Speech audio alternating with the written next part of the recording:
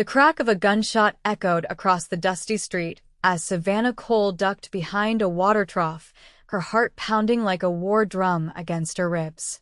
Deadwood, Dakota Territory, 1876, was no place for a woman alone, but she'd long ago learned that being alone was the only way to survive. Blood trickled down her arm where the bullet had grazed her. She tore a strip from her petticoat and tied it around the wound, wincing at the sting.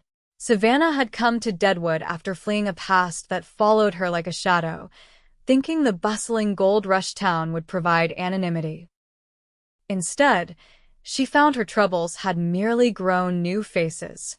"You can't hide forever, Miss Cole," the slurred voice of Bart Hawkins, the local saloon owner, carried across the street. "A debt's a debt, and your pa owed me plenty before they put him in the ground."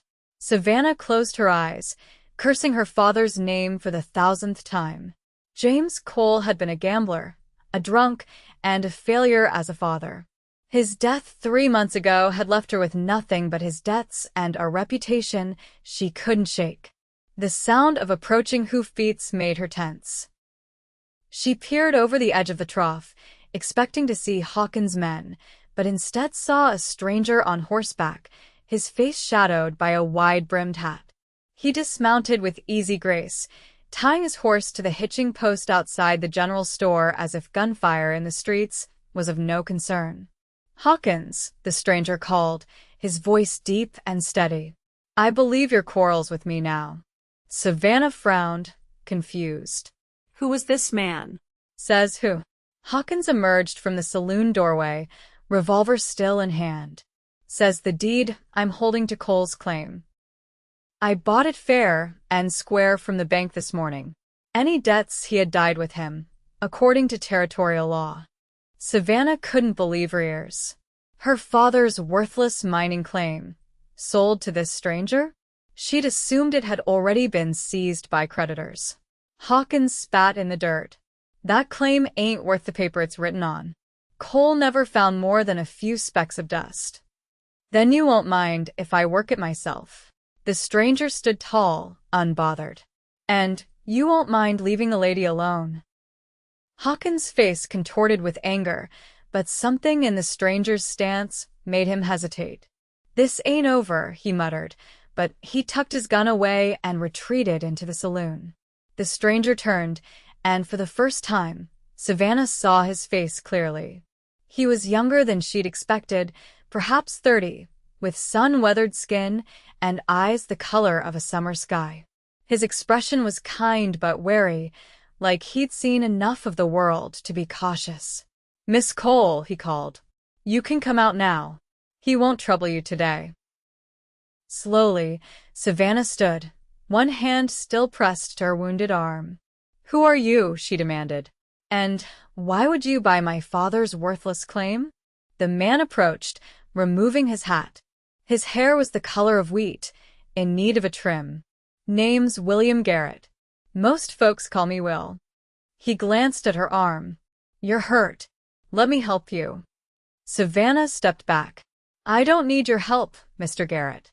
What I need are answers." Will sighed. "I knew your father. Not well, but enough to know he spoke of you often. Said you were back east at a ladies' school." Savannah laughed bitterly. "That was years ago, before the money ran out." Another of his lies. "I'm sorry to hear that." Will's gaze was direct, unflinching. "Look, I bought the claim because I have reason to believe your father wasn't as bad at prospecting as people think. I'd like to work it properly, and I'm willing to split any profits fairly, seeing as it was your family's land." "Why would you do that?" Suspicion colored her voice. In her experience, men only offered help when they wanted something in return, because it's the right thing to do. He said it so simply, as if the concept wasn't foreign to her. "Now, will you let me look at that arm, or would you prefer to bleed all over Deadwood?" Against her better judgment, Savannah allowed Will to escort her to the doctor's office. Dr. Franklin was a kindly older man who cleaned and bandaged her wound, assuring her it wouldn't leave much of a scar. "You're lucky," the doctor said. "Few inches to the left, and we'd be having a different conversation." Will pay the doctor despite Savannah's protests. Consider it in advance on your share of the gold, he said with a slight smile. There is no gold, she insisted as they left the doctor's office. My father spent years searching that claim. It's barren. Maybe he was looking in the wrong places. Will helped her onto the boardwalk. I've been prospecting since '68. Learned a few things along the way. Savannah studied him skeptically. He didn't have the desperate look of most gold seekers she'd encountered. His clothes were worn but clean, his manner composed. Where are you from, Mr. Garrett? Colorado originally. Been moving around since the war. His expression clouded momentarily. Saw enough fighting to last a lifetime. And now you think you'll strike it rich in Deadwood? She couldn't keep the cynicism from her voice.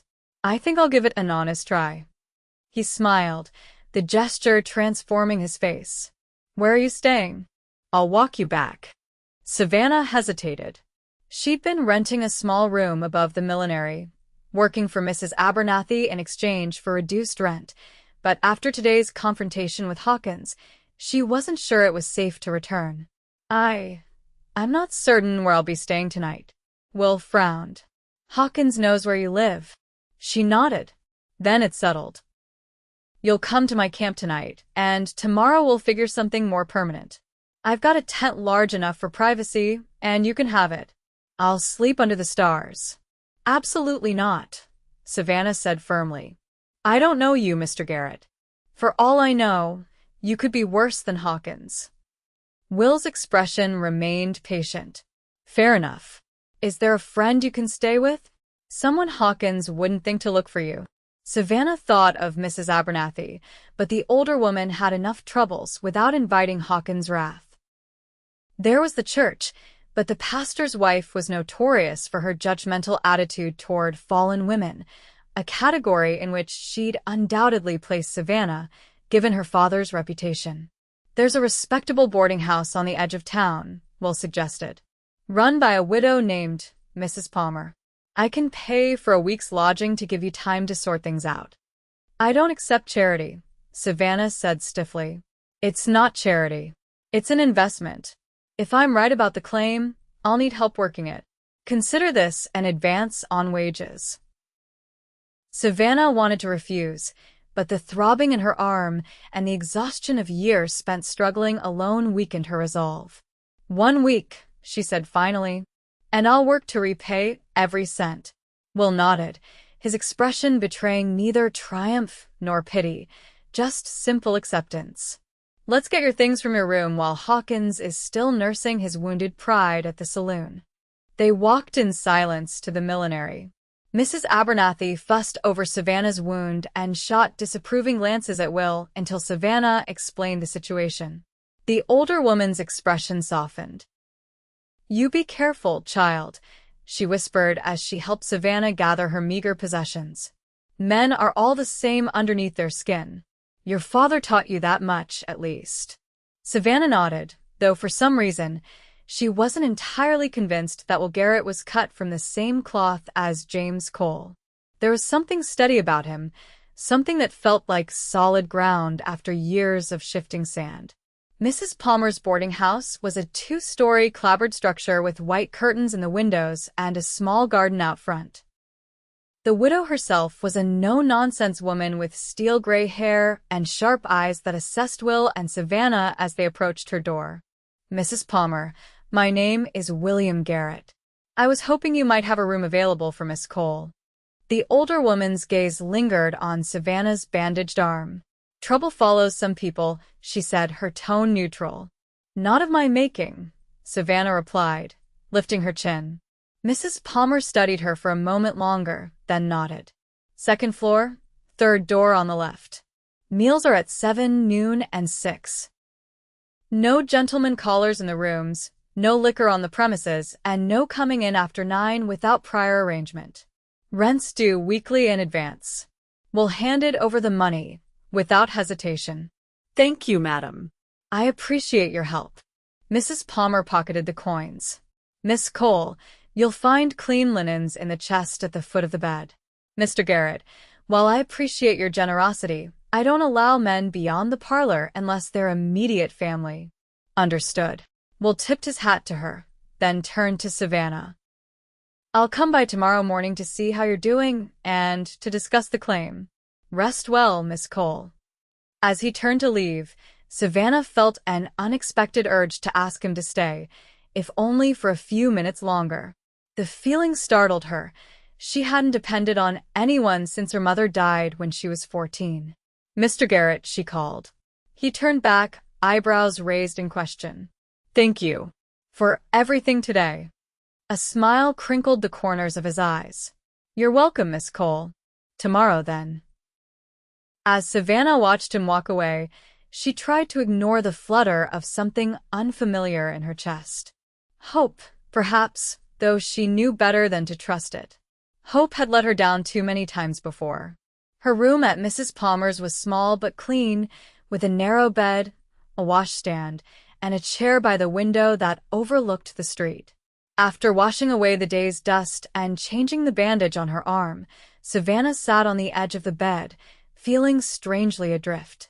For years, her life had been defined by her father's failings and the struggle to stay afloat in their wake. Now, James Cole was gone, and she found herself facing an uncertain future. The mining claim might be worthless, but it was something of foundation, perhaps, on which to build a life of her own. And then there was Will Garrett, a man who'd stepped into her life like a character from one of the dime novels she used to read as a girl. Handsome, honorable, riding to her rescue. Savannah knew better than to believe in such fairy tales. Men like that didn't exist, and if they did, they certainly didn't waste their time on women with nothing to offer. As she lay down to sleep, Savannah reminded herself of the lessons her father had taught her not through wisdom, but through his failures. Love was a luxury she couldn't afford. Trust was a gamble with odds stacked against her. And hope was the cruelest deception of all. Yet as sleep claimed her, it was Will's kind eyes that followed her into dreams, and for the first time in years, those dreams weren't haunted by the specter of her past. True to his word, Will appeared at Mrs. Palmer's promptly at 8 the next morning. Savannah had been awake since dawn, her arm aching dully as a reminder of yesterday's events. She'd dressed in her best, which wasn't saying much, a faded blue calico dress that had seen better days, but was at least clean and mended.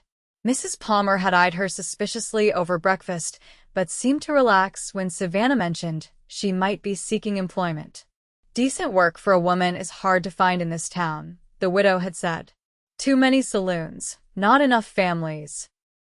When Will knocked, Savannah was waiting in the parlor, a small room furnished with a horsehair sofa and several straight-backed chairs, all arranged with mathematical precision. "Good morning, Miss Cole," Will said, removing his hat as he entered. "How's the arm?" "Better, thank you." She noticed he'd trimmed his hair and beard, and his shirt, though worn, was freshly pressed. "You mentioned discussing the claim?" Will nodded. "I thought we might ride out there today, if you're feeling up to it. I'd like to show you what I found." Savannah frowned. "Found? You've already been prospecting?" "Just looking around. Your father's cabin is still standing, though it could use some work. The creek running through the property is promising. I've seen color in the pan already." Skepticism must have shown on her face because Will smiled. "Don't believe me? Come see for yourself." Savannah hesitated. Going alone to a remote mining claim with a man she barely knew wasn't wise. And yet, something about Will's straightforward manner made her want to trust him, despite all her instincts to the contrary. "Mrs. Palmer might not approve," she said, though it was a weak excuse. "Mrs. Palmer strikes me as a woman who values industriousness above all else. Tell her you're considering a business proposition." Which wasn't untrue, Savannah reasoned. If by some miracle there was gold on her father's claim, she'd be a fool not to pursue it. "Very well. I'll need to change into something more suitable for riding." Half an hour later, they were on their way out of town, Savannah riding a gentle mare Will had rented from the livery. The day was clear and bright, the kind of autumn morning that hinted at winter's approach without surrendering to it completely. As they left the bustle of Deadwood behind, Savannah felt a knot of tension she hadn't realized she was carrying begin to loosen. "It's about 5 miles to the claim," Will said as they followed a winding trail through pine-covered hills. "Your father chose well, location-wise. The creek's fed by mountain springs, so it runs year-round. He chose it because it was cheap and far enough from town that his creditors wouldn't bother tracking him down," Savannah replied. Will glanced at her, his expression thoughtful. "You don't have many kind words for your father. Do you speak kindly of snakes after they've bitten you repeatedly?" Will was quiet for a moment. "My own father wasn't much to speak of either. Drank away whatever money he made, used his fists when the whiskey made him mean. When the war came, I enlisted just to get away from him." Savannah hadn't expected such candor. "I'm sorry," Will shrugged. "It was a long time ago. He died while I was fighting at Shiloh. Sometimes I think that was God's way of making sure I didn't have to face him again." "My mother used to say that God doesn't give us more than we can bear," Savannah said. She died believing that, despite all evidence to the contrary. "What happened to her?" "Consumption. Slow and painful, while my father was off chasing the next big strike. I was 14, left to care for her alone until the end." Will's eyes were full of compassion, but mercifully free of pity. "That's a heavy burden for a child to carry." "We all carry burdens, Mr. Garrett. Some just happen to be more visible than others." They rode in companionable silence after that, the rhythm of the horses' hooves a soothing counterpoint to Savannah's thoughts. She hadn't spoken of her mother's death in years, had locked the pain of it away so thoroughly that bringing it into the light felt like tearing open an old wound. Yet strangely, the sharing of it had eased something inside her. The trail began to descend into a small valley cut by a creek that sparkled in the midday sun. On a rise above the water stood a cabin, rough-hewn logs silvered by weather and time. Beside it, a lean-to served as a stable, and beyond that, the remains of what must have been a vegetable garden, now overgrown. "There it is," Will said, a note of satisfaction in his voice. "Home sweet home." "It hardly looks like a treasure trove," Savannah observed, though in truth, the setting was more picturesque than she'd expected. Will dismounted and came to help her down from her horse. His hands were strong and calloused as they circled her waist, and Savannah was acutely aware of how long it had been since she'd been touched with such care. She stepped away quickly, uncomfortable with her own reaction. "The cabin needs work," Will admitted, leading the way. "But the roof's sound and the chimney draws well. I've been sleeping inside without a shoe." The interior was spare but clean. Will had obviously made efforts to make it habitable. The dirt floor had been swept, the single window washed, and a bedroll laid neatly in one corner. A wood stove stood against the far wall, beside a rough table and 2 chairs. "My father lived here?" Savannah couldn't hide her surprise. The James Cole she remembered had been obsessed with appearances, always insisting they maintain a facade of prosperity even as debt consumed them from within. "For the last 2 years, yes. I met him in town a few times. He kept to himself mostly, came in for supplies and the occasional drink." Savannah ran her fingers over the table's surface, noting the deep grooves where a knife had marked the wood repeatedly. "It's hard to imagine. Come outside. I want to show you the creek." Will led her down a gentle slope to where the water tumbled over smooth stones. He reached into his pocket and pulled out a small vial, handing it to her. Inside, tiny flecks of gold caught the light. "I panned this yesterday, just in that bend." He pointed to a spot where the creek curved around a fallen tree. "It's not much, but it's consistent. And I've seen signs that suggest there might be a proper vein upstream." Savannah examined the vial skeptically. "My father spent years here and found nothing." "With all due respect to your father, Miss Cole, prospecting takes patience and method.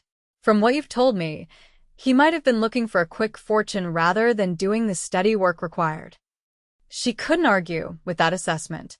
James Cole had always been chasing the next big thing, convinced that wealth and respect were just around the corner. He'd dragged her from one boomtown to another, always certain that this time would be different. "So, what are you proposing exactly?" she asked, handing back the vial. "A partnership. I provide the labor and expertise, you provide the claim. We split any profits equally. And if there are no profits..." Will smiled. "Then I've spent a pleasant autumn in beautiful country, and you've lost nothing more than you already had." It seemed too simple, too fair. In Savannah's experience, men didn't offer equal terms unless they were hiding something. Why would you agree to an even split when you're doing all the work? Because it's your land, and because I believe there's enough here to make us both comfortable. Besides, he added with a slight twinkle in his eye, I was hoping you might consider helping with some of the work. An extra pair of hands would make things go faster. Savannah raised an eyebrow. You want me to be a prospector? I want you to be whatever you choose to be, Miss Cole. But yes, I think you might have a knack for it. You strike me as a woman who doesn't shy away from hard work. The compliment, unexpected and sincere, caught her off guard. Most men in Deadwood saw women as either wives, whores, or nuisances. The idea that Will saw her as a potential partner, in the business sense at least, was novel. I don't know the first thing about mining, she admitted. I can teach you. It's not complicated, just requires patience and attention to detail. He paused, studying her face. Unless you had other plans? Savannah thought about her options. Return to Deadwood and face Hawkins' continued harassment? Try to find work as a seamstress or a laundress, barely earning enough to survive? The boarding house would only be hers for a week. And then what? No, she said finally. No other plans. Will's face broke into a genuine smile. Then we have a deal? Against all her better judgment, Savannah nodded. We have a deal, Mr. Garrett. Though I reserve the right to change my mind if this turns out to be a wild goose chase. Fair enough. He offered his hand, and after a moment's hesitation, she shook it. His grip was firm but gentle, his skin warm against hers. And please call me Will. If we're to be partners, we should at least be on a first-name basis. Savannah, she replied, withdrawing her hand. Though most people call me Anna. Savannah suits you better, Will said. Strong and beautiful, with hidden depths. The compliment brought heat to her cheeks, and she turned away, pretending to study the creek. We should head back to town if I'm to collect my things and return before dark. Actually, I thought you might stay at Mrs. Palmer's for another day or two, while I make the cabin more suitable for a lady's presence. Savannah looked back at him, surprised. That's not necessary. I've slept in worse places. Nevertheless, I'd feel better knowing you were comfortable. Besides, there are supplies we'll need if we're both to live here. I can make a list and we can gather everything tomorrow. His consideration was both touching and unsettling. Savannah wasn't accustomed to having her comfort prioritized, especially by a man. If you insist, she said finally, but I'll pay my share of the supplies for my portion of any gold we find. Will nodded, accepting her terms without argument. Shall we head back then? I want to show you one more thing on the way. They mounted their horses and followed the creek upstream for about half a mile, where the valley narrowed and the water cascaded over a series of rock shelves, forming a small but picturesque waterfall. The late afternoon sun caught the spray, creating a rainbow that arched across the pool below. I found this yesterday, Will said, dismounting. Reminded me that there are still beautiful things in this world, despite all the ugliness men create. Savannah remained on her horse, watching as Will picked his way closer to the falls. There was an openness to him, an appreciation for simple beauty that she found both puzzling and appealing. Most men she'd known were focused solely on what could be possessed or profited from. It's lovely, she called over the sound of the water. Though I'm not sure it will put food on our table. Will laughed, the sound warm and genuine. Not everything of value can be measured in dollars and cents, Savannah. As they rode back toward town, Savannah found herself wondering what kind of man William Garrett really was. A dreamer? A fool? Or perhaps something she'd never encountered before, a man who meant exactly what he said. Either way, she reminded herself, it didn't matter. This was a business arrangement, nothing more. And if there was one thing James Cole had taught his daughter, it was that mixing business with sentiment was a recipe for disaster. Still, as Deadwood came into view, Savannah couldn't deny a flutter of anticipation at the prospect of returning to the claim tomorrow. For the first time in years, she felt something like hope taking root inside her. A dangerous feeling, she knew, but one she couldn't quite bring herself to extinguish. Over the next week, Savannah found herself settling into a routine that was as unexpected as it was satisfying. True to his word, Will had made the cabin more habitable, adding a canvas partition to create a private sleeping area for her, fixing the shutters on the window, and even constructing a rough washstand outside where they could clean up after a day's work. Their days fell into a pattern. Up at dawn to take advantage of the daylight hours, breakfast cooked over the wood stove. Will proved to be a surprisingly competent cook, then down to the creek, where Will patiently taught Savannah the art of prospecting. The trick is to look for places where the water slows down, he explained on their third day, demonstrating how to use the pan to sift through sediment. Gold is heavy, so it settles where the current can't carry it away. See these natural depressions in the bedrock? Perfect gold traps. Savannah was a quick study, her attention to detail serving her well. By the end of the week, she was finding as many flakes and small nuggets as Will, a fact that seemed to delight him rather than provoke the male competitiveness she'd expected. You've got a natural talent for this, he told her as they tallied their day's findings one evening. The small pile of gold dust and flakes on the table represented about $20 worth, not a fortune, but more than Savannah could have earned in a week of sewing or washing. It's satisfying work, she admitted. Though I'm not sure my back agrees. Will chuckled. It gets easier. Your muscles adjust. He stretched, wincing slightly. Though I admit, I'm feeling it too. Been a while since I prospected full-time. What did you do before this? Savannah asked, curious. They'd established a comfortable working relationship, but personal questions had remained largely off-limits by unspoken agreement. Will was quiet for a moment, his expression thoughtful. After the war, I drifted. Tried my hand at cattle driving in Texas, did some prospecting in Colorado, even worked as a deputy for a spell in New Mexico. A lawman? Savannah couldn't hide her surprise. You don't strike me as the type. No. His eyes crinkled with amusement. What type do I strike you as? Savannah considered him in the warm glow of the oil lamp. Over the past week, she'd grown accustomed to his presence, the steady rhythm of his breathing as he slept on the other side of the canvas partition, the way he hummed softly while he worked, the gentle care he took never to make her feel uncomfortable despite their close quarters. Honest, she said finally. Which I suppose would make you a terrible lawman in most places. Will laughed. You're not far wrong. I turned in my badge after 6 months. Couldn't stomach the politics of it, too many laws that protected the wealthy and punished the poor. He paused, then asked, What about you? What did you do before Deadwood? Savannah tensed slightly. Her past wasn't something she discussed, even with the few acquaintances she might have called friends. Survived, she said shortly. One town after another, one job after another. Will nodded, accepting her reticence without pressing. Well, I'm glad your path led here. You're a good partner, Savannah. The simple compliment warmed her more than it should have. We'll see if you still think so when winter sets in. I've heard the Dakota winters can be brutal. They can indeed. Will leaned back in his chair. We should think about laying in supplies.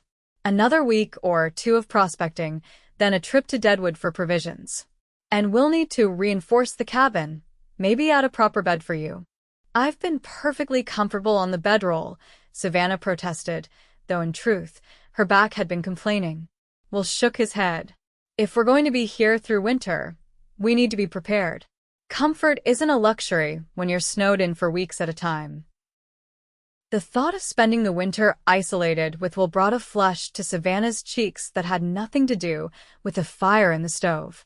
She'd grown accustomed to his company, perhaps even enjoyed it more than she cared to admit, but the prospect of such prolonged intimacy was daunting. Perhaps I should return to town for the winter, she suggested. Find work at the hotel, and leave me to work your claim alone? Will raised an eyebrow.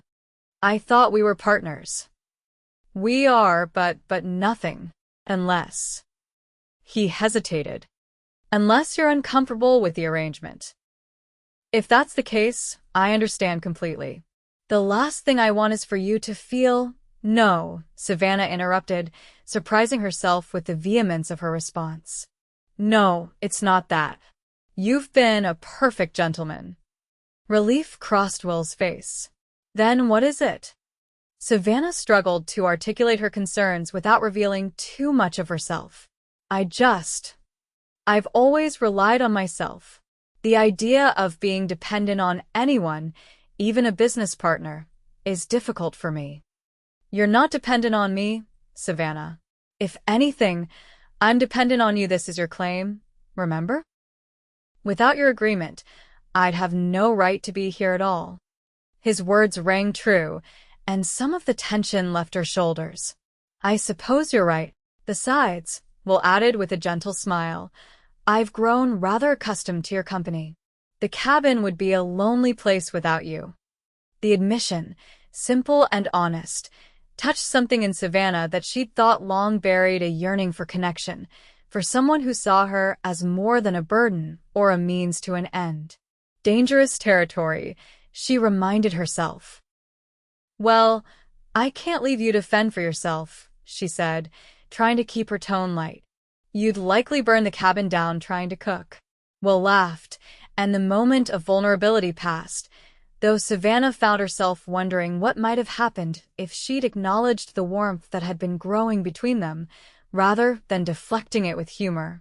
That night, lying on her bedroll with only a canvas partition separating her from Will, Savannah stared at the cabin ceiling and admitted to herself what she'd been denying for days. She was developing feelings for William Garrett. Feelings that went beyond gratitude or friendship, feelings that frightened her with their intensity. Her father's voice echoed in her memory. Men will tell you whatever you want to hear, Anna girl, if they think it'll get them what they want. Take it from someone who knows. But Will hadn't asked anything of her, had he?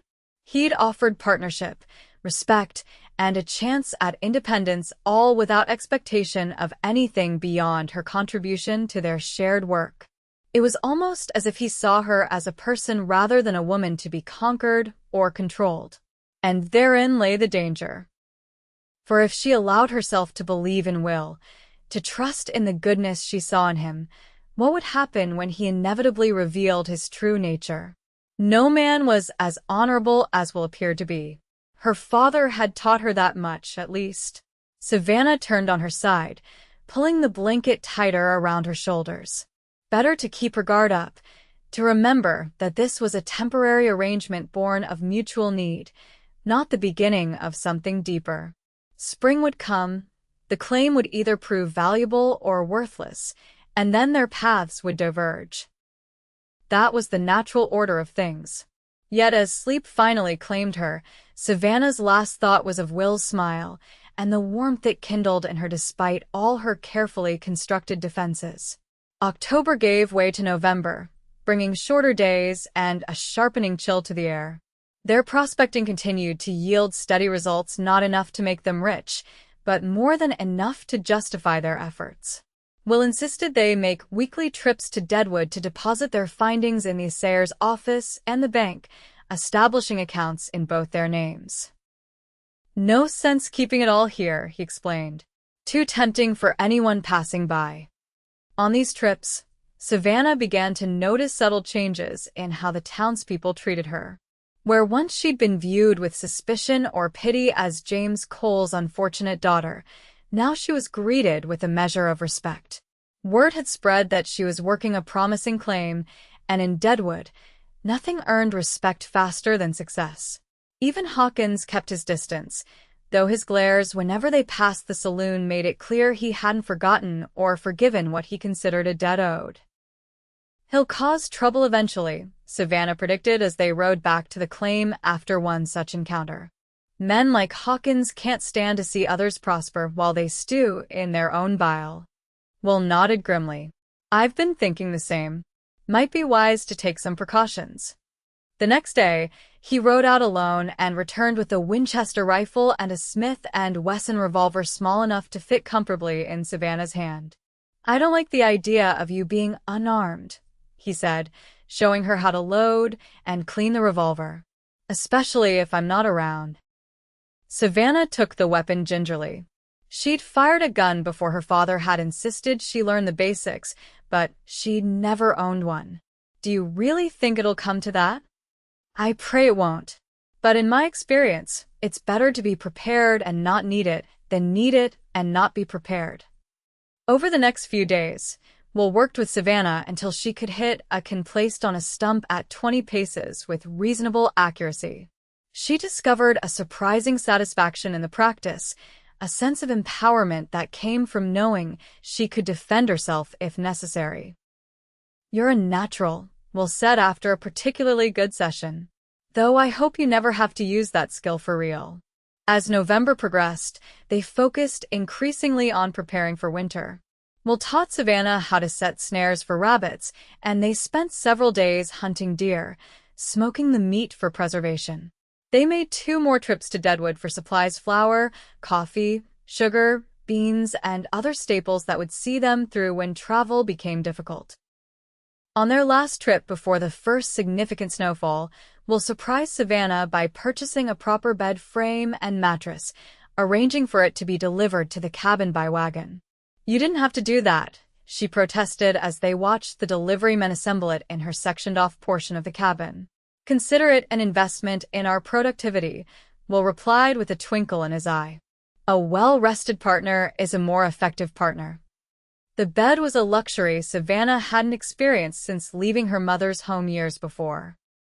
That night, lying on the soft mattress, she felt tears prick her eyes at the simple comfort of it and at the thoughtfulness behind the gift. Will had asked for nothing in return, had expected no gratitude beyond a simple thank you. It was becoming increasingly difficult to maintain her emotional distance from such kindness. The first snow came 2 days later, transforming their valley into a wonderland of white. Prospecting became impossible as the creek began to freeze, but there was still plenty of work to be done chopping firewood, tending to the horses in their improved stable, and continuing to hunt for fresh meat when possible. Their days took on a different rhythm, more confined by the weather and the early darkness. Evenings stretched longer, filled with conversation by the warmth of the stove. Will proved to be an avid reader, and he brought several books from town: novels, poetry, even a well-worn Bible. "My mother taught me to read before I ever set foot in a schoolhouse," he told Savannah one evening as they sat at the table, a checkerboard between them. "Said books were windows to worlds we might never see otherwise." "My mother felt the same," Savannah admitted, moving her checker piece with deliberate care. "She read to me every night, even when she was too weak to sit up. Shakespeare, Dickens, Austen, whatever she could get her hands on." "You miss her?" It wasn't a question. Savannah nodded, her throat tight with unexpected emotion. "Every day. She was the best of me." "I doubt that." Will's voice was gentle. "From what I've seen, the best of you is all your own making." Savannah looked up, startled by the warmth in his gaze. In the flickering light of the oil lamp, Will's face was a study in contrast: strong features softened by kindness, eyes that had seen hardship yet retained their capacity for joy. She felt a sudden, overwhelming urge to reach across the table and touch his cheek, to confirm that he was real and not some apparition conjured by her lonely heart. Instead, she made her move on the checkerboard, capturing one of his pieces. "Your turn," she said, her voice steadier than she felt. Will studied the board, a slight smile playing at the corners of his mouth. "You're a formidable opponent, Savannah Cole. I had a good teacher. My mother again. She believed girls should learn strategy, as well as stitchery. A wise woman. I wish I could have met her. She would have liked you," Savannah said before she could stop herself. Will looked up, his eyes meeting hers. Would she? Yes. She valued honesty above all else. Said you could forgive almost anything in a person if they were true to their word. "And do you believe I'm honest?" The question hung in the air between them, weighted with significance beyond a simple inquiry. Savannah considered her answer carefully. "I believe you've been honest with me so far. Whether that will continue." She shrugged. "Time will tell." "Fair enough." Will returned his attention to the game, but not before Savannah caught a flash of something in his expression: hurt, perhaps, or disappointment. "Though I hope someday you'll trust that my word, once given, is not easily broken." They finished the game in companionable silence, and if Savannah let Will win to make up for her moment of coldness, neither of them mentioned it. As November gave way to December, the snow deepened around the cabin, creating a cocoon of isolation that might have been claustrophobic with anyone else. But with Will, Savannah found herself more at ease than she could remember being since her mother's death. Their routine had a comfortable familiarity, sharing the cooking and cleaning, taking turns reading aloud in the evenings, teaching each other games and songs from their respective childhoods. One morning, Savannah woke to find the cabin unusually quiet. Will was typically up before her, stoking the fire and starting coffee. But today, the stove was cold, and his bedroll on the other side of the partition was empty. Concern fluttered in her chest as she dressed quickly and went to the door. Outside, fresh snow had fallen overnight, covering Will's tracks if he'd left. The horses nickered in their stable, hungry for their morning feed. "Will," she called, her breath forming clouds in the frigid air. There was no answer. Trying to quell her rising anxiety, Savannah fed the horses and rekindled the fire in the stove. Perhaps he'd gone hunting, though he usually told her his plans the night before. Or maybe he'd seen signs of trouble and gone to investigate. The thought sent a chill through her that had nothing to do with the December cold. By midday, with still no sign of Will, Savannah was seriously worried. She paced the small cabin, debating whether to saddle a horse and search for him or wait in case he returned. The weather had worsened, with wind driving the snow horizontally across the valley. If Will was out in that. The door burst open suddenly, bringing a swirl of snow and a blast of icy air. Will staggered in, his coat and hat white with accumulation, his face red from the cold. "Will." Savannah rushed to help him close the door against the wind's assault. "Where on earth have you been?" "I was worried sick." He stomped his boots free of snow and unwound the scarf from around his neck. "I'm sorry," he said, his voice hoarse from the cold. "I didn't mean to worry you. I thought I'd be back before you woke." As he removed his coat, Savannah noticed he was cradling something inside it. "What is that?" Will grinned, some of the old twinkle returning to his eyes despite his obvious exhaustion. "Merry Christmas, Savannah." He opened his coat to reveal a small fir tree, no more than 3 feet tall, its roots wrapped in burlap. "Found it on the north slope, where the big pines grow. Thought we could plant it come spring, but for now." Savannah stared at the little tree, then at Will's hopeful face. "Christmas?" she whispered. "Is it Christmas Day?" Will nodded. "December 25th. I've been keeping track on that calendar from the general store." He set the tree on the table. "I know it's not much of a celebration, but I thought..." His words were cut off as Savannah threw her arms around him in an impulsive hug. It's perfect, she said, her voice muffled against his chest. Absolutely perfect. Will stood frozen for a moment, then his arms came around her, holding her gently. Savannah felt the steady beat of his heart beneath her cheek, the solid warmth of him after hours in the cold. She should step away, maintain the careful distance she'd established between them, but she couldn't bring herself to move. I didn't get you anything, she said, finally pulling back enough to look up at him. Will's eyes were soft as they met hers. You've given me more than you know, Savannah. The moment stretched between them, charged with unspoken feelings. Savannah was acutely aware of Will's hands still resting lightly at her waist, of the minute details of his face, so close to hers, the tiny scar above his left eyebrow, the way his beard couldn't quite hide the cleft in his chin, the flecks of gray in his otherwise blue eyes. Then the wind howled particularly fiercely outside, rattling the shutters, and the spell was broken. Savannah stepped back, suddenly self-conscious. You must be freezing, she said, turning to the stove. I'll make coffee. Will cleared his throat. Thank you. I admit, it was colder out there than I expected. While Savannah busied herself with the coffee pot, Will found an old crate to serve as a stand for the little tree. He positioned it near the window, where light would reach it during the day. I didn't bring decorations, he said apologetically. Didn't think that far ahead. Savannah smiled, her composure regained.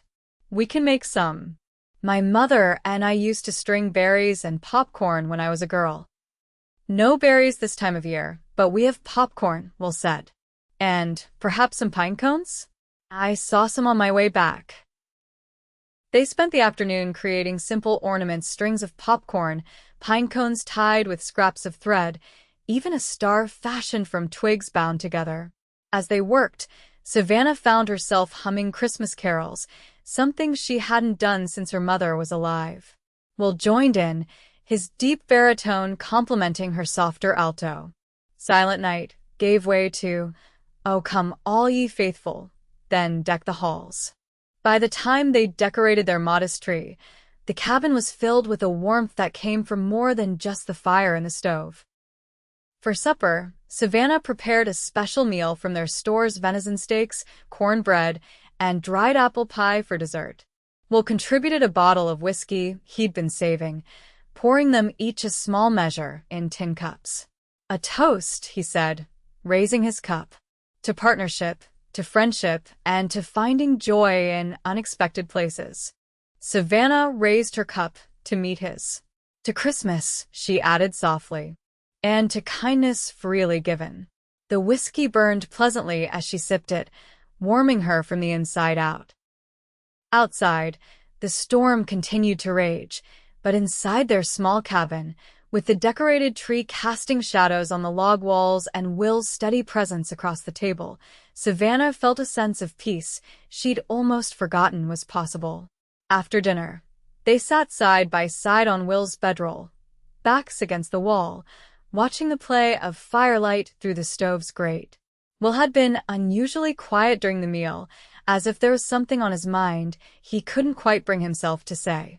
Penny for your thoughts, Savannah said finally, breaking the comfortable silence. Will turned to look at her, his expression serious. I was thinking about next spring. Savannah felt a pang of something like disappointment. Of course, he was already thinking ahead, planning his next move once their partnership had run its course. What about it? I was thinking we might want to build a proper house if the claim continues to produce.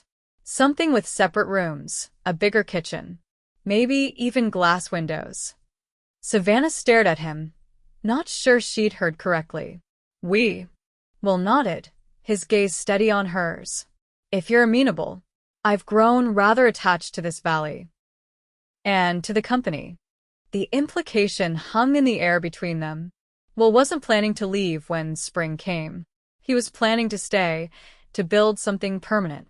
With her. I don't know what to say, Savannah stammered, caught off guard by the direction of his thoughts.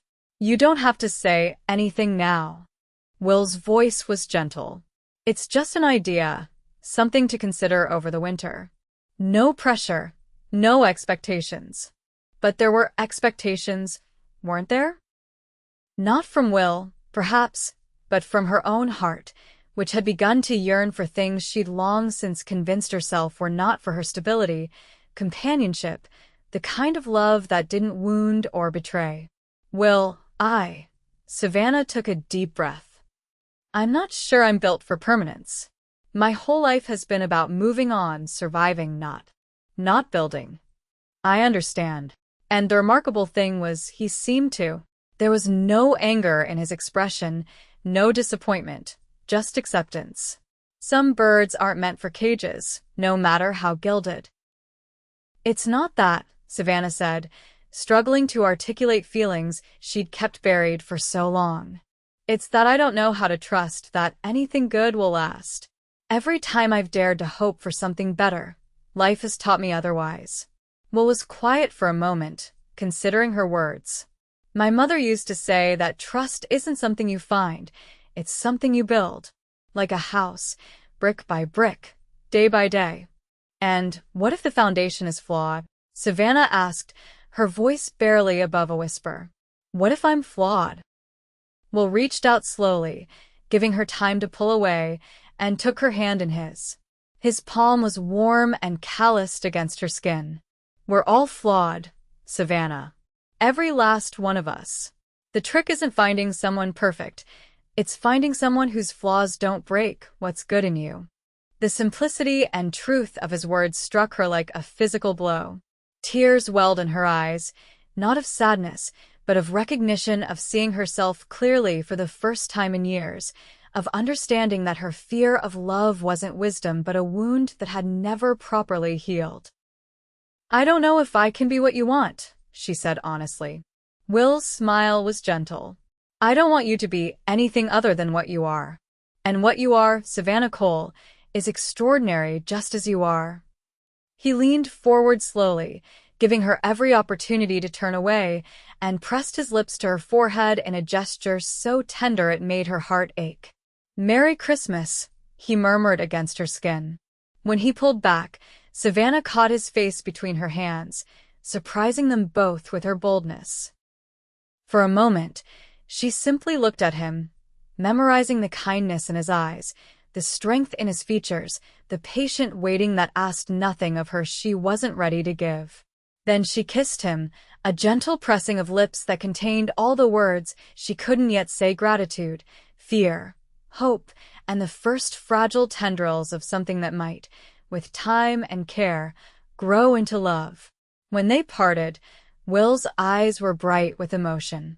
Well, he said softly, that was an unexpected gift. Savannah laughed, a sound of relief and joy mingled. Consider it my Christmas present to you. Since I didn't have time to shop. Will grinned, and in that moment, with the storm howling outside and the little fir tree standing sentinel in the corner, Savannah allowed herself to believe that perhaps, just perhaps, not all loves ended in pain. The winter months passed in a blur of snowbound days and firelit nights. Savannah and Will's relationship evolved slowly, each day adding another small brick to the foundation of trust they were building together. There were no grand declarations, no hasty promises, just a steady accumulation of moments, shared laughter over mishaps in the kitchen, quiet conversations about hopes and fears, the gradual physical intimacy of hands touching, shoulders brushing, and increasingly tender kisses. January brought a week of temperatures so low that ice formed on the inside of the cabin windows.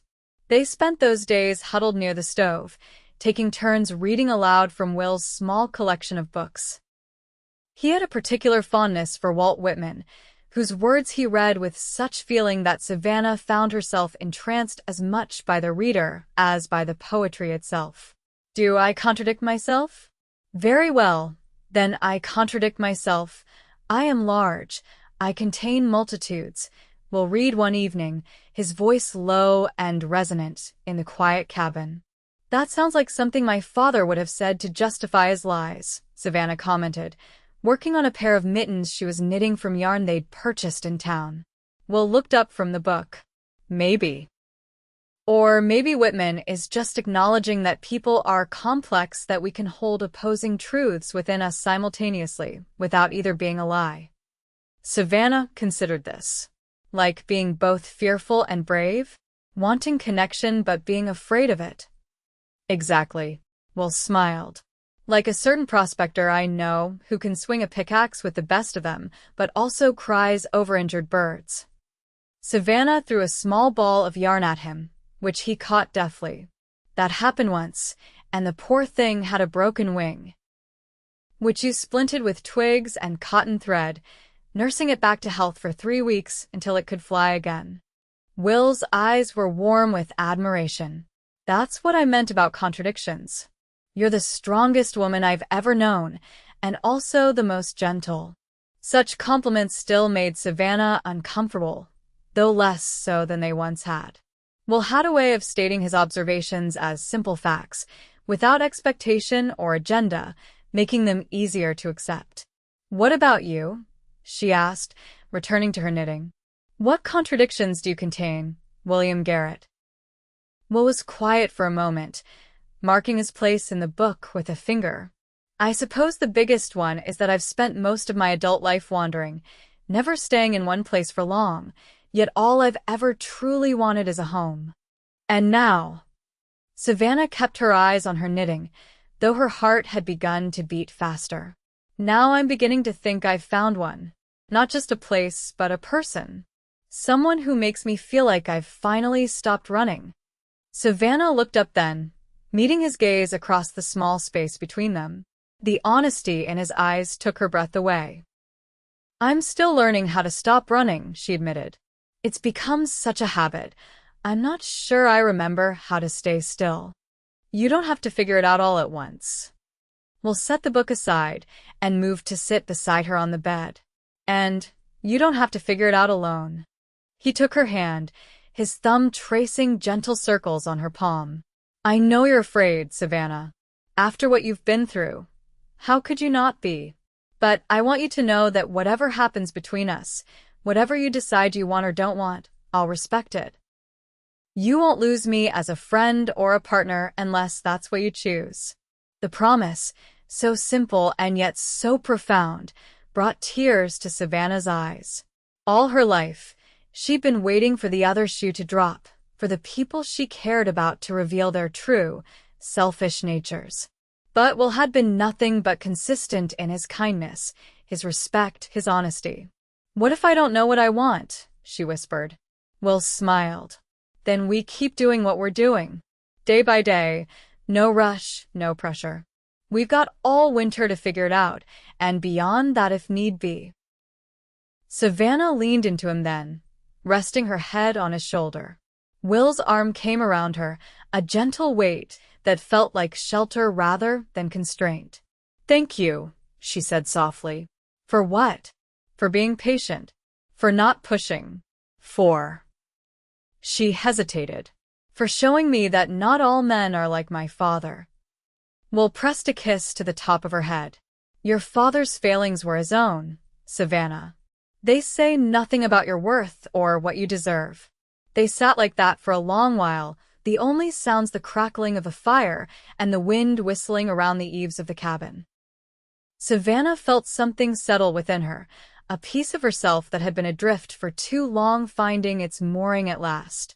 That night, when Will moved to his bedroll on the other side of the partition, Savannah called his name softly.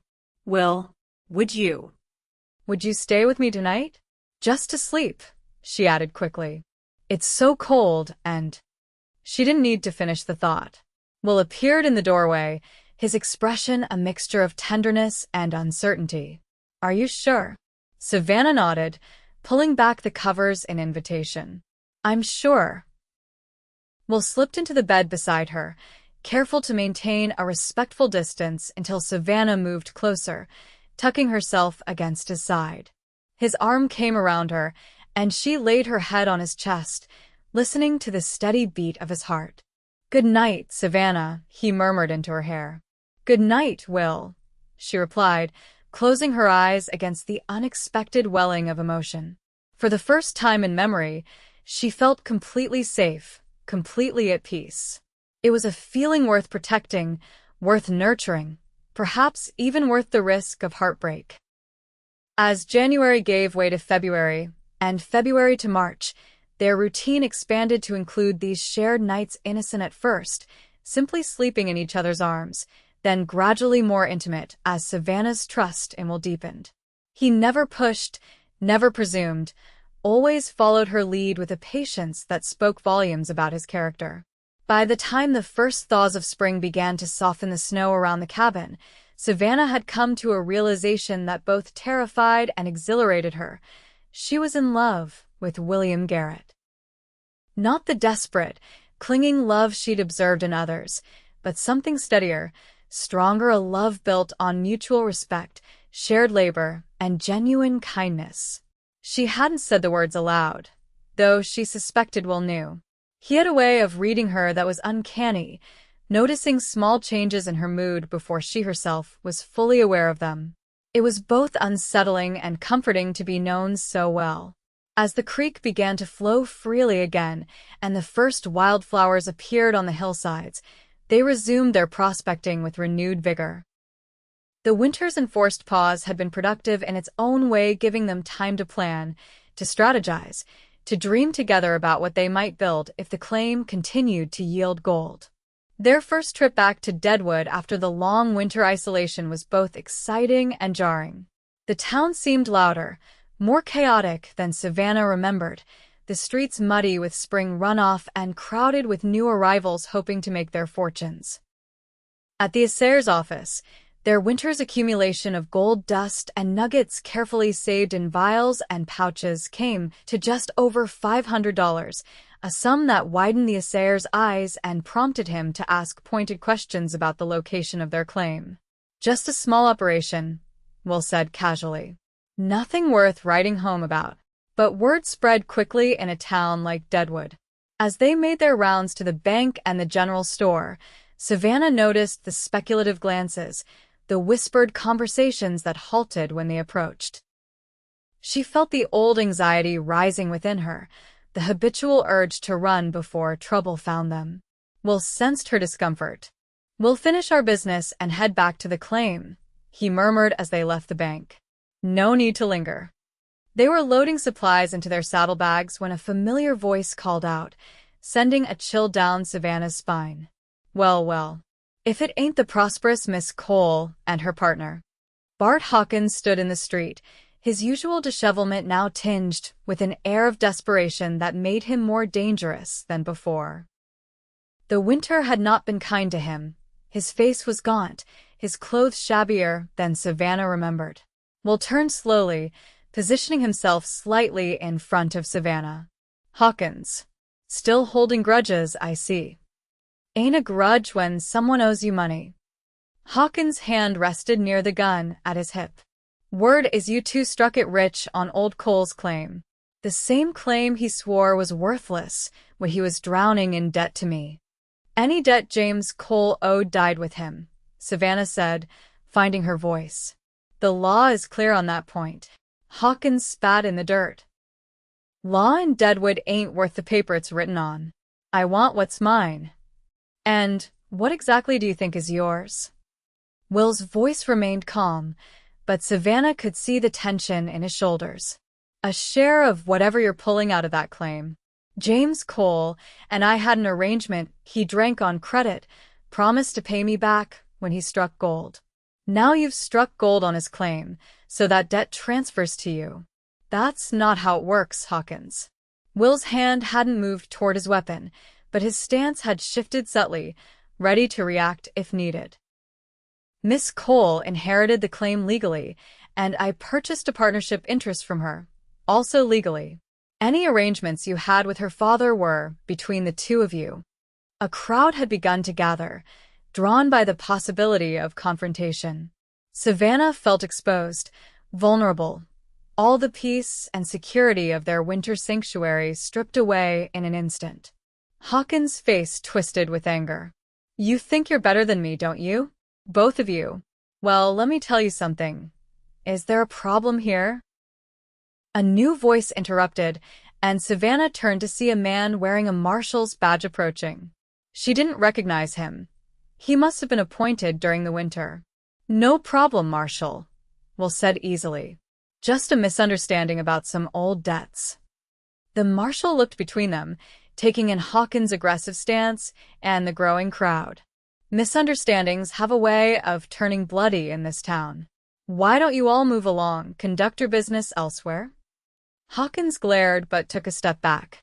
"This ain't over," he muttered, loud enough for Will and Savannah to hear. "Not by a long shot." As he stalked away, the crowd began to disperse, disappointed at the lack of excitement. The marshal tipped his hat to Savannah. "Madam, everything all right?" "Yes, thank you, Marshal," she replied, though her heart was still racing. "Seth Bullock," he introduced himself. "Took office in January. Trying to bring some order to this place, though it's like herding cats most days." William Garrett. Will shook the marshal's hand. "And this is Savannah Cole. We have a claim a few miles outside town." Bullock nodded. "Heard you've been doing well. Word gets around. Might want to be careful, who knows just how well, if you take my meaning. Deadwood attracts all sorts, and not all of them are interested in honest work." "We appreciate the warning," Will said.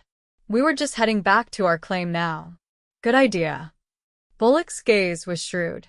"And if Hawkins gives you any more trouble, let me know.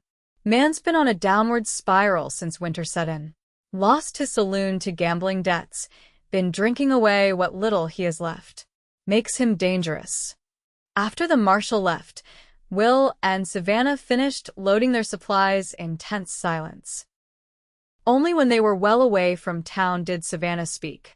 "He'll come for us. You know that, don't you?" Will nodded grimly. "I know. But we'll be ready." They rode the rest of the way to the claim in silence, each lost in their own thoughts. The encounter with Hawkins had cast a shadow over what should have been a triumphant day, a reminder that the world beyond their valley was still harsh and unforgiving. Back at the cabin, as they unloaded the supplies, Savannah noticed Will was unusually quiet, his movements efficient but mechanical. She waited until they were inside, the door closed against the chill of the spring evening, before confronting him. "You're worried," she said, not a question but a statement. Will sighed, running a hand through his hair. "I am. Hawkins is unpredictable, desperate. Men like that don't make rational decisions." "So what do we do?" Will met her gaze. "We have options. We could sell the claim, take what we've earned, and move on. There are other territories, other opportunities." The suggestion hit Savannah like a physical blow. Leave the cabin? The valley? The home they'd begun to build together? "Is that what you want?" she asked, her voice barely above a whisper. Will crossed the room to her, taking her hands in his. "What I want is for you to be safe and happy. If that means leaving, I'll leave. If it means staying and fighting for what's ours, I'll do that too.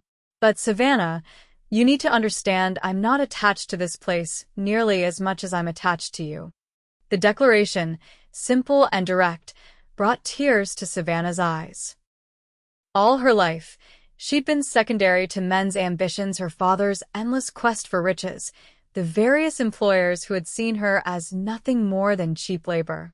But to Will, she was the priority. Her safety, her happiness, her choice. "I don't want to run," she said, surprising herself with the certainty in her voice. "This is our home, Will. We've worked for it, bled for it. I'm tired of letting men like my father and Hawkins dictate my life." Will's expression was a mixture of pride and concern. "It could be dangerous." "Life is dangerous." Savannah squared her shoulders. "But I'd rather face whatever comes with you at my side than spend the rest of my days wondering what we might have built here."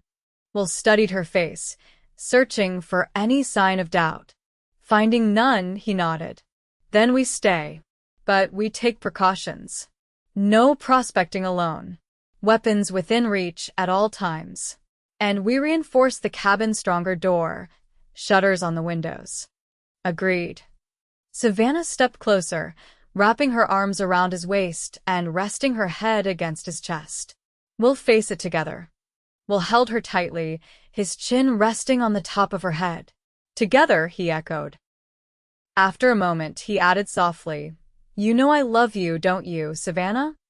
Though they had shown their feelings in countless ways over the winter months, neither had spoken the words aloud until now. Savannah felt a tremor go through her, not of fear but of recognition of a truth she'd been carrying in her heart for longer than she'd admitted even to herself. She looked up at him, taking in the lines of worry around his eyes, the steadfast devotion in his gaze. "I know," she whispered. "And I love you too, William Garrett. More than I ever thought possible." The kiss they shared then was different from those that had come before, deeper, more certain. A promise made not in words, but in the meeting of souls who had found in each other something worth fighting for. That night, as they lay together in the darkness, planning their defenses against whatever threats might come, Savannah realized with startling clarity that her father had been wrong about love. It wasn't a weakness to be guarded against, a trap to be avoided. In the right hands, with the right person, love was strength. It was courage. It was home. And she would defend it with everything she had. The next week passed in a flurry of activity as Will and Savannah fortified their small homestead. Will constructed heavy wooden shutters for the windows that could be secured from inside, while Savannah organized their supplies for efficiency, ensuring that essentials would be accessible even if they were confined to the cabin for days. They took turns standing watch at night, though both were exhausted from the day's labor.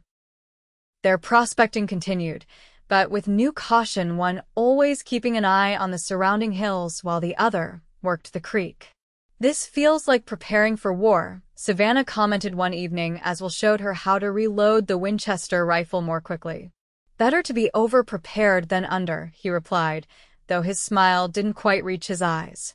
The constant vigilance was wearing on them both. On the 8th day after their encounter with Hawkins in town, Savannah was tending to the small garden they'd started when she noticed a plume of dust in the distance, moving toward the cabin. She dropped her trowel and ran to where Will was repairing the stable roof. "Riders coming," she said, pointing toward the trail. Will squinted in the direction she indicated, then quickly descended the ladder. "How many?" "I couldn't tell. At least 2, maybe more." They moved with practiced efficiency, gathering their tools and retreating to the cabin. Will positioned himself by the window with the rifle, while Savannah checked that her revolver was loaded. "Could be anyone," Will said, though his tone suggested he didn't believe it. "Prospectors looking for unclaimed land, maybe." Savannah nodded, but her stomach was tight with apprehension. They waited in tense silence as the riders drew closer. Through the window, they could now make out 3 men on horseback, with Hawkins in the lead. "Garrett," Hawkins called as they approached the clearing. "Come on out. Just want to talk." Will and Savannah exchanged glances. "Stay inside," Will said quietly. "Keep the rifle aimed, but don't fire unless they make a move." Before Savannah could protest, Will had stepped outside, his own revolver holstered but within easy reach.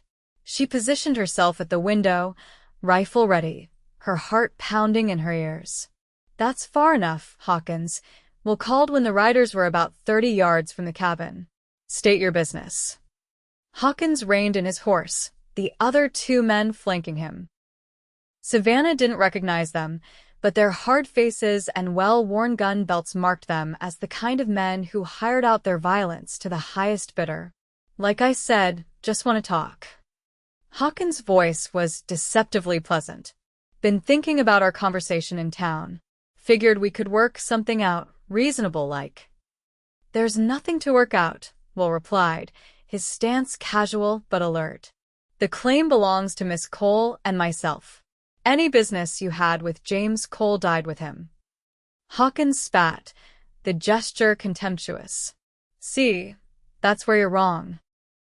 James Cole signed over a percentage of any gold found on this claim.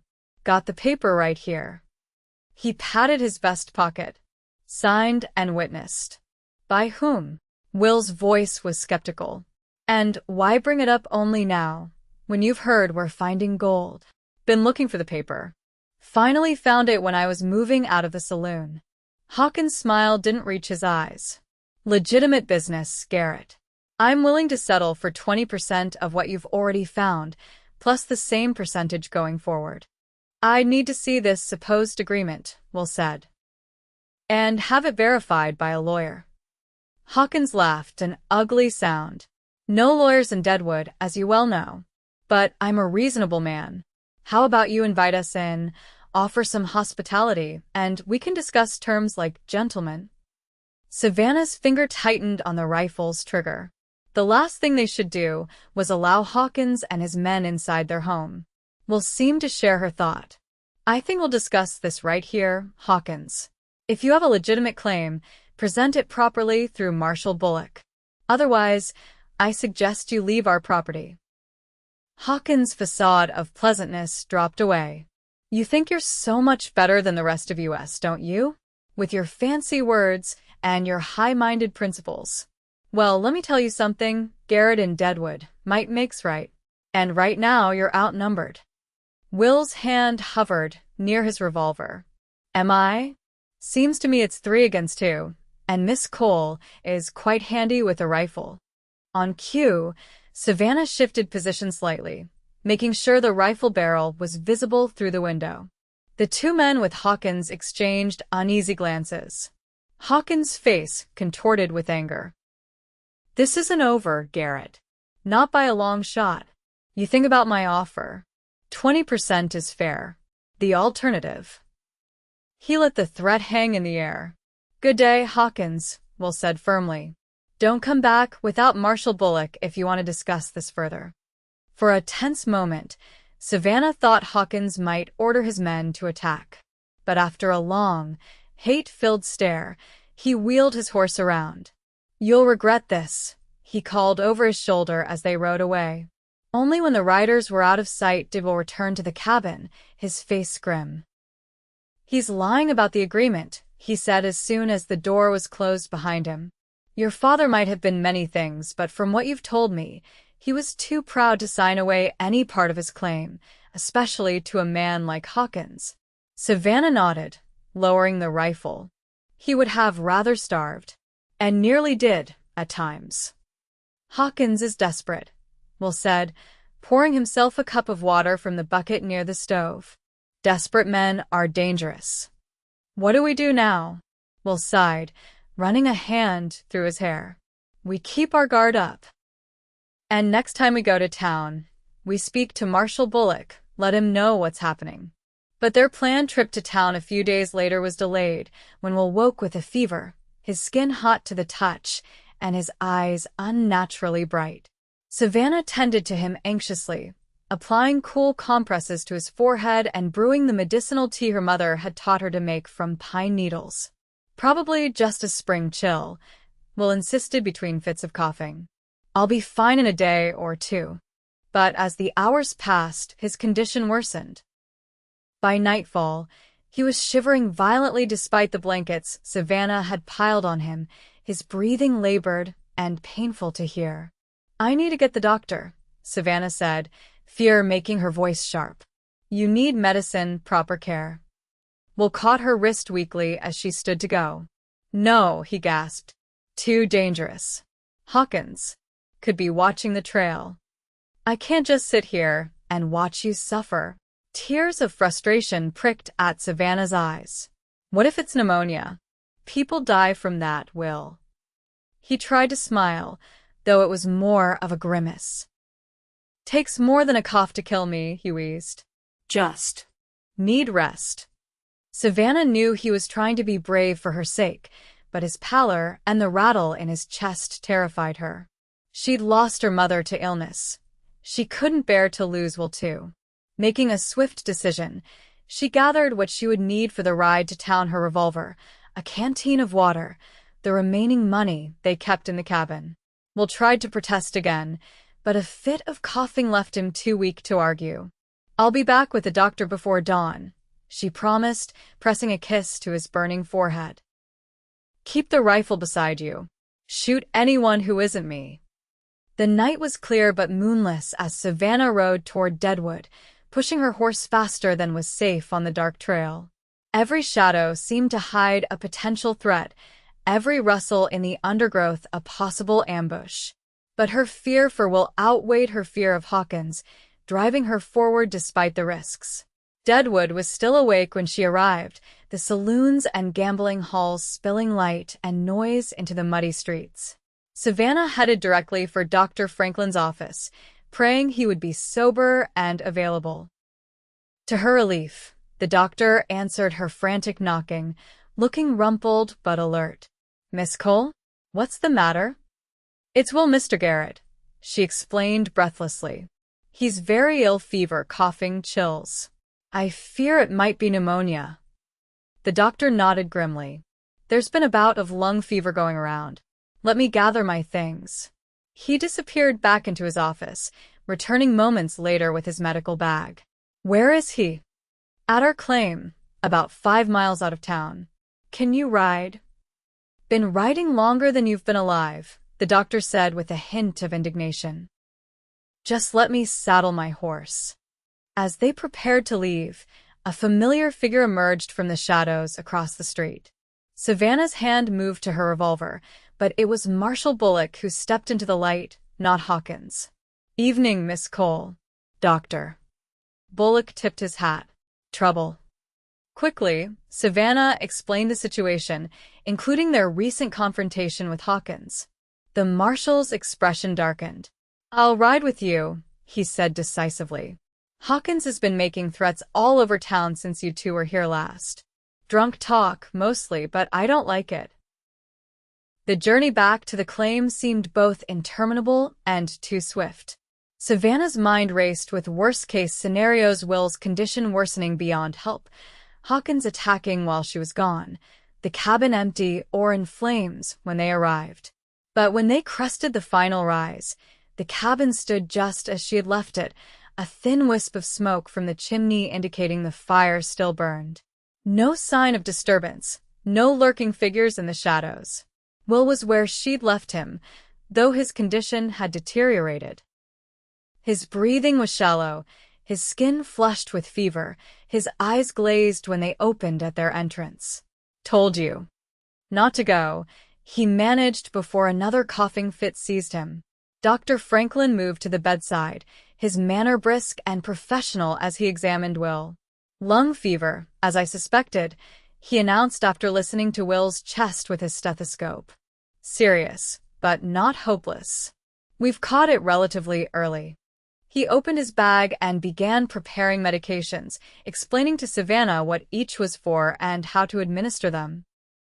"The fever is his body fighting the infection," he said. "Keep him cool but not cold. Plenty of fluids. This tincture every 4 hours, this powder mixed with water twice daily." Savannah absorbed the instructions with desperate attention, determined to do everything possible to help Will recover. Marshal Bullock, meanwhile, had been checking the perimeter of the cabin, ensuring they were secure.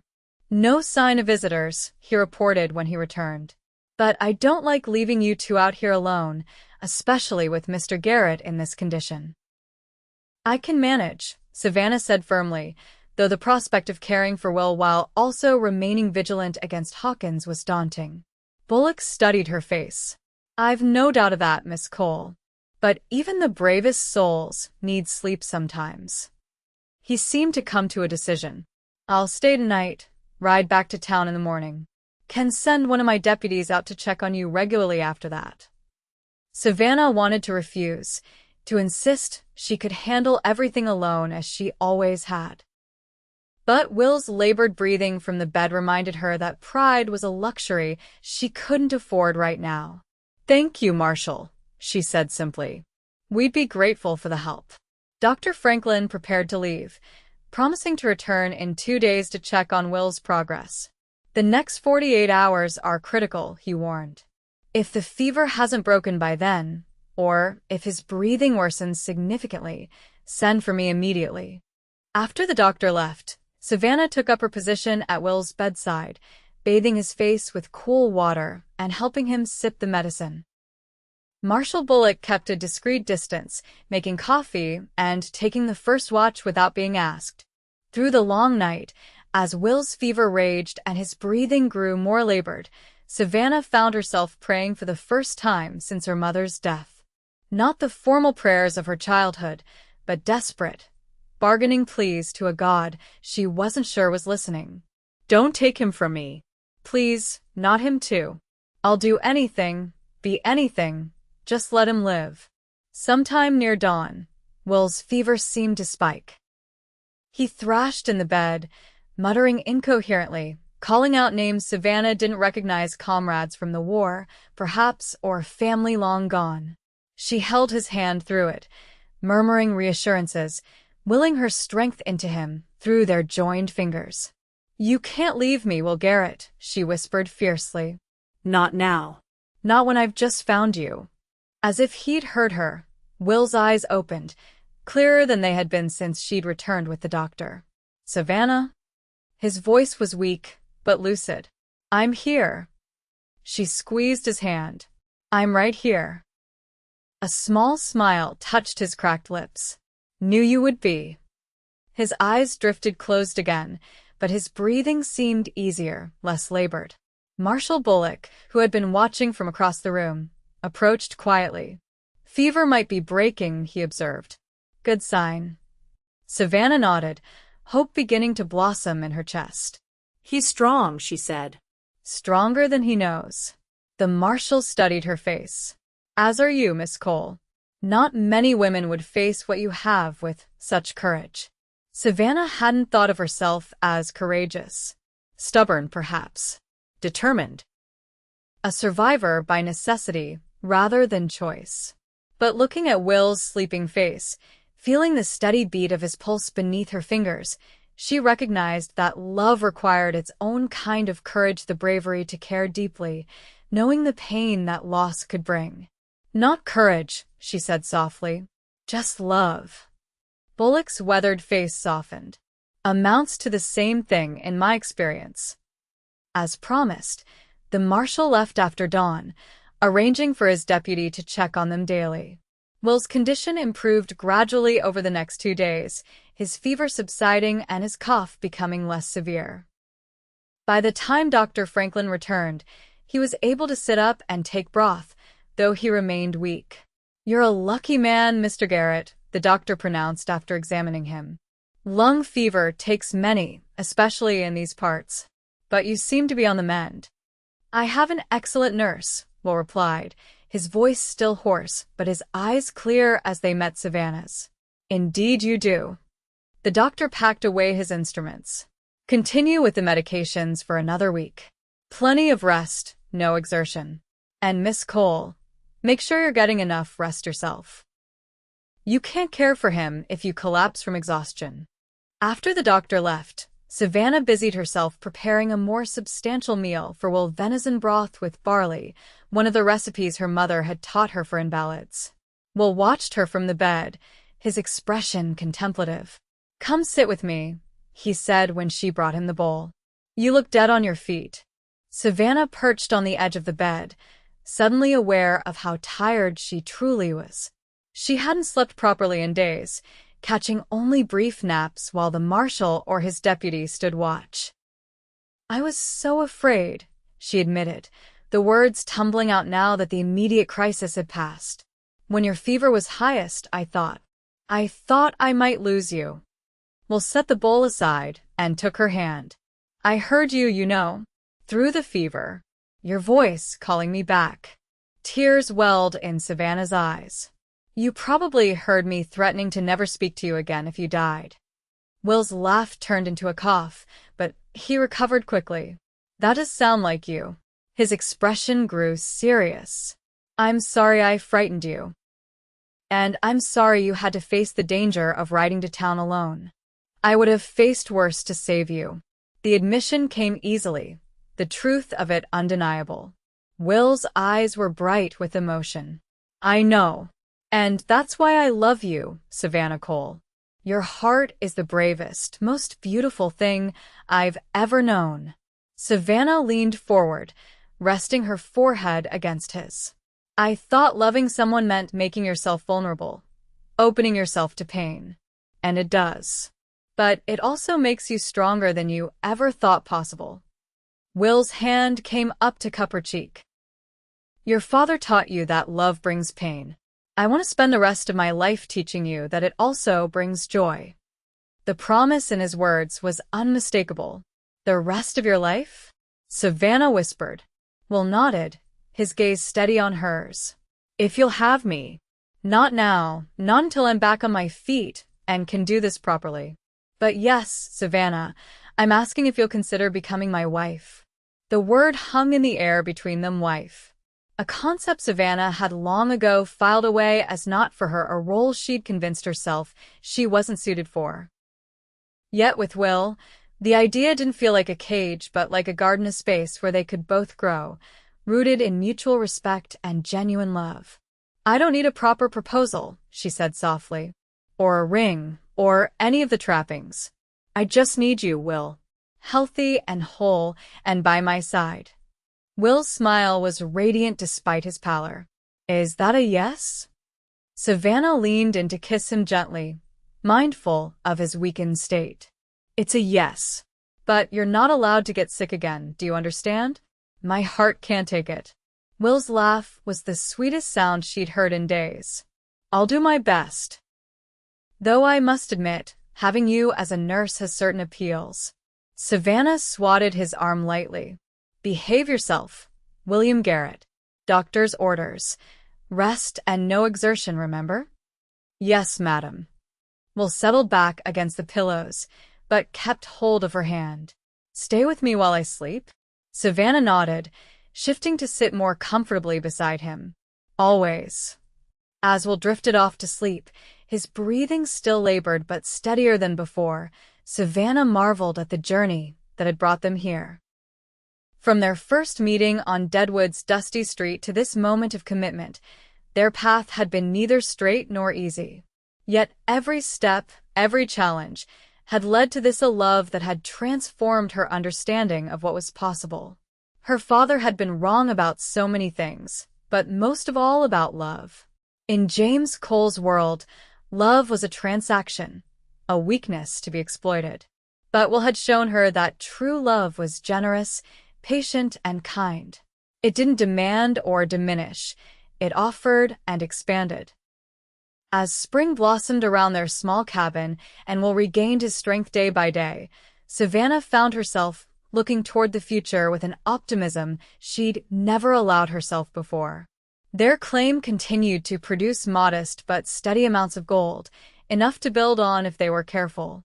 More importantly, they had each other, a partnership forged in shared labor and mutual respect, tempered by adversity and strengthened by love. When Marshal Bullock's deputy brought news that Bart Hawkins had left Deadwood, reportedly headed for the new strikes in the Black Hills, the last shadow over their happiness lifted.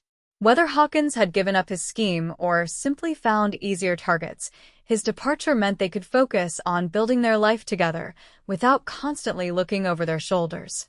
On a perfect day in late May, with wildflowers carpeting the hillsides and the creek running clear and bright with snowmelt, Will and Savannah stood before a traveling preacher who had stopped at their cabin on his circuit.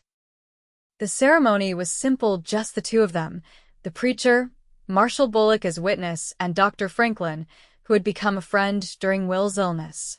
Savannah wore a new dress of sky blue calico, ordered specially from Deadwood's dressmaker.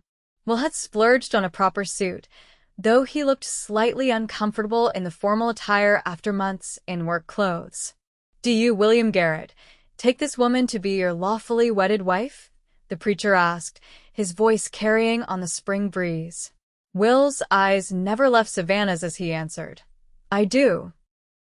And do you, Savannah Cole, take this man to be your lawfully wedded husband? Savannah thought of all the paths that had led her here, the pain of her father's betrayals, the loss of her mother, the years of lonely struggle. None of it erased, yet all of it redeemed by the love she'd found with Will. I do, she said, her voice clear and certain. The preacher smiled. Then, by the authority vested in me, I pronounce you husband and wife. What God has joined together, let no man put asunder. Will drew her into his arms, his kiss a promise of all the days to come. Around them, the small valley that had become their home seemed to celebrate with them, birds singing in the pines, the creek's steady murmur providing accompaniment, the sun warm on their shoulders like a blessing. Mrs. Garrett, Will whispered against her lips. How does it sound? Savannah smiled, her heart fuller than she had ever imagined possible. Like home. As their friends offered congratulations and the preacher prepared to continue on his circuit, Savannah gazed around at the life she and Will had built together. The cabin, now expanded with a proper bedroom and a larger kitchen. The garden, flourishing with vegetables for summer and fall. The stable, housing not only their horses, but a milk cow Will had purchased as a surprise. And beyond the physical structures, the less tangible but more precious foundation, they'd established trust where there had been suspicion, hope where there had been resignation, love where there had been fear. Later that evening, after their guests had departed and they were alone in their home as husband and wife, Will presented Savannah with a small wooden box. One more surprise, he said, a hint of nervousness in his smile. Inside, nestled on a scrap of velvet, lay a gold ring set with a small but perfect sapphire. From our claim, Will explained. I panned the gold myself, sent it to a jeweler in Cheyenne with a stone. Wanted you to have something that came from this land we've worked together. Tears pricked at Savannah's eyes as Will slipped the ring onto her finger. It's beautiful, she whispered. Perfect. Will gathered her close. Not as beautiful as you. Not as perfect as us. As the sun set over their valley, painting the sky in shades of gold and crimson, Savannah reflected on the journey that had brought her to this moment. She had arrived in Deadwood broken by her past, convinced that love would only bring pain. Will had shown her, day by day, moment by moment, that love could also heal, strengthen, and transform. The girl who had hidden behind a water trough that day in Deadwood, bleeding and afraid, would hardly recognize the woman she had become, not because she was now a wife, but because she had learned to trust, to hope, to believe in possibilities beyond mere survival. What are you thinking? Will asked, his arms warm around her as they watched the sunset from their doorway. Savannah leaned back against his chest, savoring the solid strength of him. I'm thinking that my father was wrong about many things, but most of all about love. He taught me to expect pain and betrayal, to guard my heart at all costs. And now, Will's voice was soft against her hair. Savannah turned in his arms, looking up at the face she had come to know as well as her own, the kindness in his eyes, the strength in his features, the love that radiated from him like warmth from a fire. Now I know that the heart is not diminished by giving. It grows. And loving you has made me more myself, not less. Will's smile was tender as he bent to kiss her. That's the miracle of true love, Savannah. It doesn't ask us to be other than we are. It helps us become all that we can be. As darkness fell and stars began to appear above their small valley, Savannah and Will Garrett stepped into their home and their future together. The path ahead would hold challenges, joys, sorrows, and triumphs, as all lives do. But they would face each day as they had faced the ones before, side by side, partners in all things, bound by a love that had taught them both that the heart's greatest strength lies not in its defenses, but in its courage to remain open despite all fears. And in the years that followed, as their family grew to include children with Will's blue eyes and Savannah's determination, as their modest claim yielded enough gold to ensure comfort but not extravagance, as they weathered the inevitable storms of life together, Savannah never forgot the lesson that had transformed her life. Love, given and received with open hands and honest hearts, was not the wound she had feared, but the healing she had always needed.